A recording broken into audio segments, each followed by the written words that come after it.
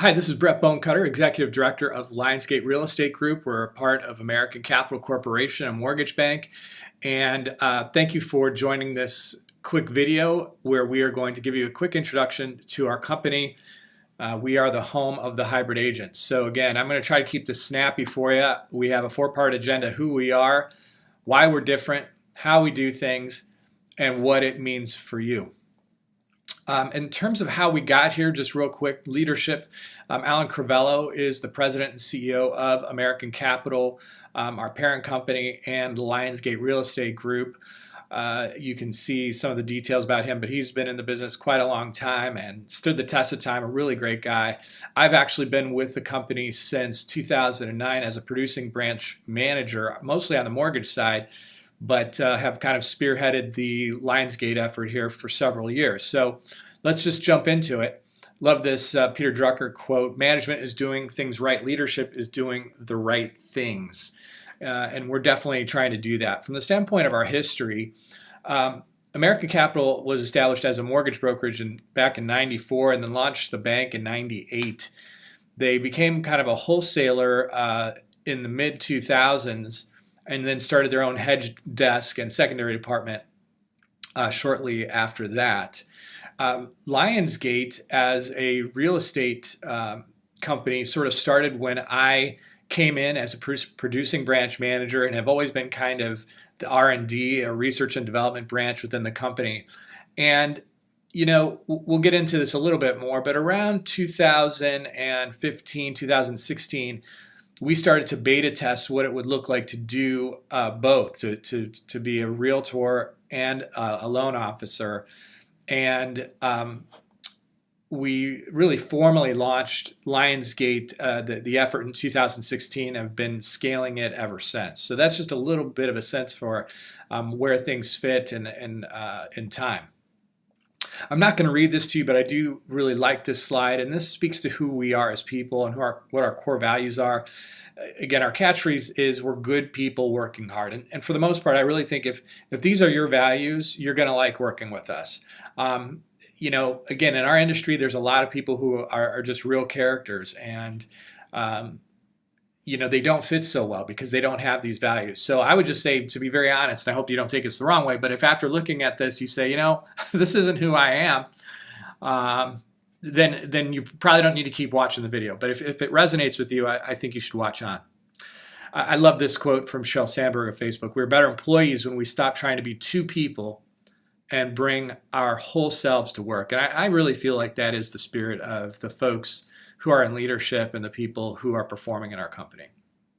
Okay, let's talk a little bit more about why we are different. Okay, again, a great quote. You probably know it, but every battle is won before it is fought.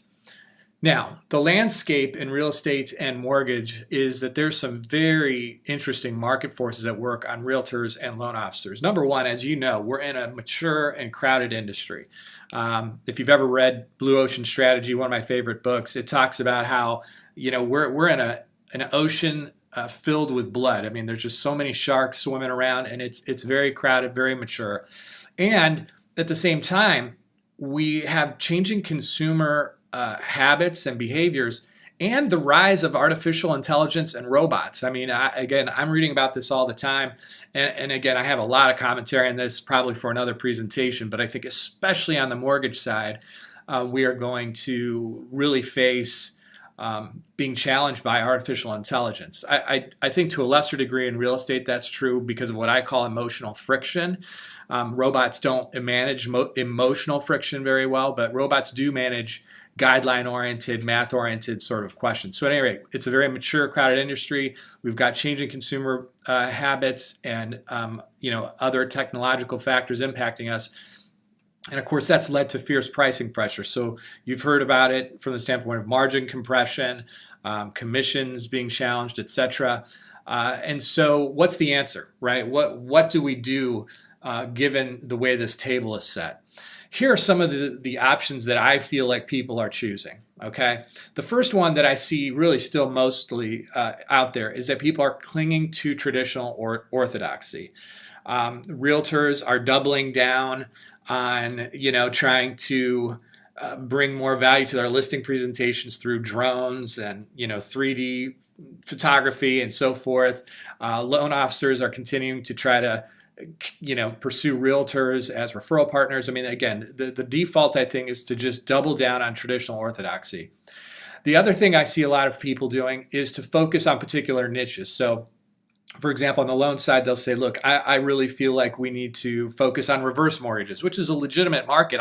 I personally find it's very hard to outmarket some of the big players out there. So, it's not that it's not legitimate, but it's not, it's crowded in its own respect. And on the real estate side, somebody may want to try to go after probates or divorce or distressed properties, et cetera. But again, kind of a focus on a particular niche. Or frankly, they succumb to becoming a discount agent. On the mortgage side, they go to a call center and they start to just churn and burn them.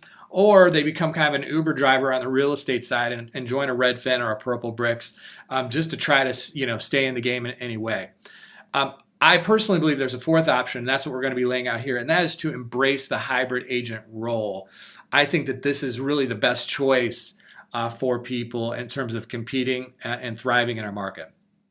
We have some market research, though, that I want to talk about in this regard. And I'm not going to read this whole slide, but I want you to notice the big number here in terms of what do homebuyers think of the mortgage industry. 71% care less about whether they like a loan officer or mortgage broker, care more about who would offer the lowest rates. And if you've been in mortgage, you felt that pressure. I mean, just getting shopped to death, feeling like if you don't have the lowest rate, you're going to lose. So we all know that we've felt this existentially and experientially, but the research bears it out as well. So we've done some market research of our own out there, and we've asked some interesting questions, and I'm going to go through this quickly, but we've asked if a real estate agent was also able to arrange your mortgage financing, how would you perceive this? And you can see that 61%, an overwhelming majority, see this as more convenient, efficient, and strategic. There are some people in the minority who aren't so sure about it right away, but I think, again, there's a matter of education there we'll talk about in a minute. We asked, who would you trust more to keep your home purchased within your budget, a standalone realtor or a hybrid agent? And you can see, again, the overwhelming majority would expect a hybrid agent to respect the budget more because ostensibly, if you're doing both, you understand the budget more. We asked which kind of agent would you perceive to be the most trustworthy? This is one of my favorite slides. A standalone realtor, a standalone mortgage banker, or a hybrid agent. You can see that the hybrid agent wins. But what I find most interesting, and this is really targeted to you loan officers out there, is that the standalone loan officer is seen as the least trustworthy of all. Okay, you got to let that sink in. You're seen as the least trustworthy of all. But when you become a hybrid agent, your trustworthiness more than doubles and exceeds that of a realtor. So, again, if you're a loan officer watching this and wondering if this is a good idea in the eyes of the consumer, I think this slide tells you everything you need to know. Now, we also asked, would you would be most likely to choose a real estate agent by referral, personal relationship, and then these other factors. And you can see that on the real estate side, it's still very heavily dominated by referral, personal relationship, okay? Much more so than the mortgage banker. We asked the same set of questions, and you can see less than half, only 34% would choose a mortgage banker based on referral or personal relationship. Many more people are looking at either the rate or their current banking institution or whatever. So you can see that there's a real difference in terms of how consumers view mortgage bankers as in terms of connecting to you via referral. This is also one of my favorite slides. Which offers most appealing from a real estate agent? Number one, a discount on their commission. Number two, top dollar commissions to hire a well-established agent, or using part of the commission, the real estate commission, to help secure a lower mortgage rate. And you can see, again, the overwhelming majority like that value proposition. And what's interesting about that value proposition is we're not seeing it in the market very much. You just don't see it. So I think not only is it very powerful for the consumer, but it also has the advantage of being very unique. And so what we like to say from the research is that compared to standalone real estate agents or mortgage loan officers, hybrids are more respected, more trusted, more referred and referable, and more valued. So, again, to me, that's very, very compelling.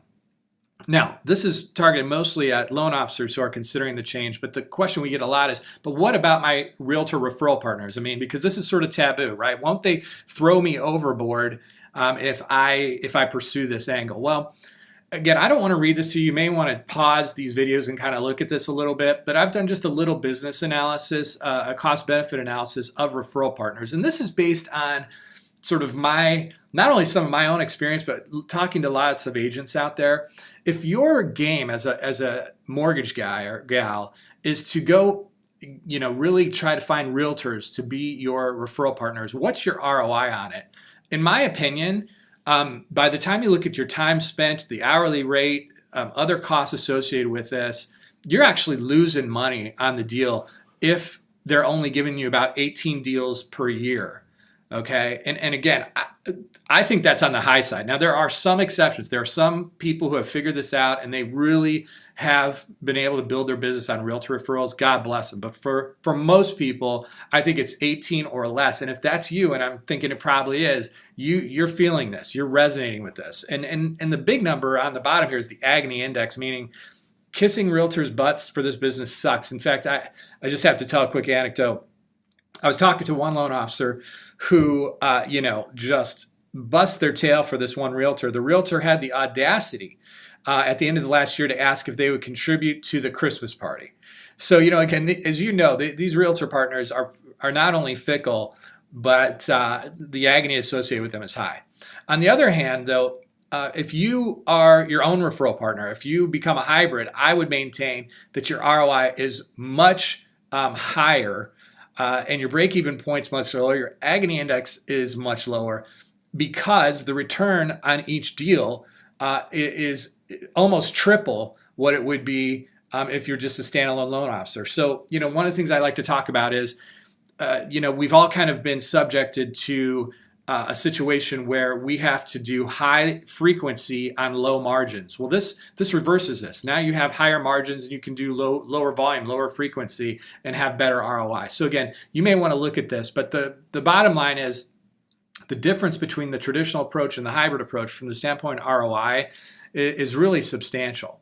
And so as Seth Godin would say, the art of moving forward lies in understanding what to leave behind. And so what about your referral partners? Again, the answer is be your own referral partner. The ROI is so much better, not to mention just your emotional experience. You can take that to the bank. Now, how do we do this? Okay, how do we do this internally? Jack Welch said, if you don't have a competitive advantage, you don't compete. Well, again, the first thing is that we believe that we offer true differentiation in the marketplace. The hybrid agent is more than a logo change. Look, whether you're a loan officer or a real estate agent, if you move from company A to company B to company C, it's really generally just a logo change. There's shades of gray. There's not very much difference between a Remax and a Berkshire Hathaway, or a PRMG and some other mortgage bank. I mean, the bottom line is, as you all know, it's all shades of gray. But with us, you have true differentiation. And I want to just pause on this little fact very briefly because I think it's fascinating. A survey of Americans making buying decisions shows that there are three groups of buyers. 15% always want to pay the lowest price. And we know that won't change. We've all dealt with these people. They're going to grind you on your price. 5% are willing and want to pay the highest price because they believe, hey, you get what you pay for. We love these people, but there's not a lot of them. 80% always want the best value. And this is the key thing. It's not just about price, it's about overall value. And we believe that the hybrid agent is able to offer true differentiation and the best value to the consumer. So let's look at that. On the buy side, we can offer a more convenient transaction when we're both the buyer's agent and the loan officer. It's just easier and faster, streamlined communication, etc. Also, I believe we give better consultation because, frankly, as loan officers especially, I think we just know more about, what can happen, what's possible, what isn't, and so forth. And so we give a better consultation, but we also can save them a lot of money. And again, like I said earlier, we do that by using the real estate commission to give them a better mortgage, whether it's contributing towards their closing costs or buying down the rate or whatever. And that is very, very powerful. On the sell side, it's a little bit softer. But we'll talk about this in a little bit more depth. But number one is I think that as loan officers and as hybrids, we're often able to evaluate the collateral a little bit more realistically. I think a lot of realtors tend to blow a lot of sunshine at clients. And again, because we're on the mortgage banking side, oftentimes we just have a better feel for what's going to be realistic in the marketplace. We're also able to cross-check potential buyers, so we don't have to outsource the cross-qualifying. We can do it ourselves and assess the quality of buyers so that we're not blowing people out of escrow. On the cash side, and again, we'll talk about this in a minute, but we not only allow, but we encourage you to take listings at 1%. Now, you don't have to do this. We'll talk about it in a minute. But the bottom line is we will and can save them significant money on the listing side as well. Now, how do I use the real estate commission for the loan? First of all, it's compliant. We get a lot of questions about whether this is compliant. It is. Again, we can't, as loan officers, use any part of our loan commission to buy anything down, but on the real estate side, we can. And again, we can apply that to costs, to rate buy downs, etc. The one place we cannot do it is on FHA loans, okay? On FHA loans, we are not able to be hybrid agents, and we have to refer that deal off to someone internally. And then, frankly, they'll scratch your back and give you a deal when they have the chance. So it kind of does work out in the balance, but it is compliant, but it's flexible. Unlike a lot of other brokerages, you can use whatever portion of the real estate commission you wish, and it can be a percent or a dollar amount. I have some sort of my own style of dealing with this. We have other people in our organization who do different things, so whether you say, look, I'm going to give you 0.5% of my real estate commission, or I'm going to give you $2,000, it's really up to you, but it's both compliant and flexible. Now, we've had a lot of people on the real estate side that say, I'm afraid that doing 1% listings make me a cheap discounter. It's that race to the bottom and it wastes my time. Do I have to participate in that? First of all, again, it is optional. You do not have to do it. We absolutely have agents who are not doing that. However, I would say that it's logical. And because, number one, as a hybrid, you have more love to share. You're making money more ways. You can sell other services a la carte. So, for example, if they want high-end photography, they can pay for that. If they want a drone thing, they can pay for that. So you can structure it that way. My personal opinion is that listings are a great way to do lead gen. And so rather than paying Zillow thousands of dollars to market or doing all kinds of postcards and all kinds of other stuff, listings are a great way to generate business. And so I'm going to spend money, if you will, by using the listings as sort of a lost leader to introduce me to other business, to buyers, etc. How do I transition into the role? As Steve Jobs said, ideas are nothing unless they're executed. They're just a multiplier. Execution is worth millions. So we have this sort of support pyramid, and I'm going to just briefly go through it. First of all, mentoring. We have sort of two routes on this. Number one are the quick answers, which means if you just have popcorn questions, we have people on the real estate side and the loan side that can give you very quick answers on a loan question. However, if you need OTJ or on-the-job training where you really need somebody to hold your hand, we can assign people to do that with you and sort of mentor you through files. It will cost you 25% GCI on the real estate and 25 basis points on loans. We have some initial coaching for 3 months for people who come in and who are productive to help you get your business plan together and provide some accountability in your ramp up, just to kind of get you acclimated to our platform. From a marketing perspective, we have some systems here. We provide a website for you that you can, we will put on your own URL. It's branded to you. We also provide an IDX for your buyers so that it drips them and keeps in touch with them. And we also give you a digital 1003 to use for your mortgage application. So we give you some just basic foundational systems for free at no cost so that you can market yourself. On the ops side, we have not only a roadmap here that we can send you if you want to look at it, but we've got a real estate administrator and we've got transaction coordinators to help you through the real estate experience. And again, I'm not going to read it to you, but we've got a lot of support there. We have a lot of support on the loan ops side as well. You'll be assigned a senior processor and a processing assistant team. And again, I know for those of you on the loan side who have a lot of concerns about this, it's full processing support. We really don't want you to feel like you have to process your own files. It's really good stuff. And again, if you'd like more detail on that, you can talk to our team more about that in detail. Our comp plan, again, I'm not going to read it to you. You can pause your screen if you'd like.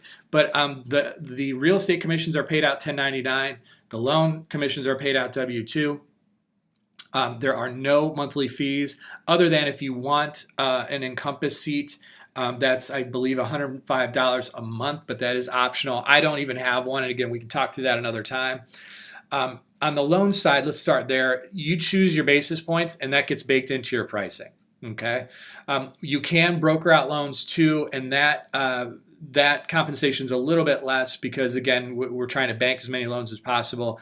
And if you want some more detail, we can talk about that offline. But that just kind of gives you an idea there. On the Lionsgate side, there's a little bit more to it. The base split is 80-20, but we have an incentive split at 90-10. And that incentive split is achieved one of two ways. On the buy side, if you bring a loan in with the purchase or with your buyer's agent commission, then you're compensated at 90-10. If you do a 1% listing, we also give you 90-10 because we, again, want to kind of incentivize you and help you to do that because we think it's good marketing for you. We've also set an annual commission cap of $16,000 to Lionsgate. So once you've paid $16,000 and you're at 100% on Lionsgate, other than your fees, where you have $595 per file, which covers not only E&O, but your transaction coordinator costs. So you can, again, see some more of this, and there are more. There's more we can talk about offline. So as I like to joke, don't act like you're not impressed. I really love our offering. I love our team. And if you'd like to talk to us more, get some more information, please contact Julie Engel at the information you see here. Love to work with you, and roar on.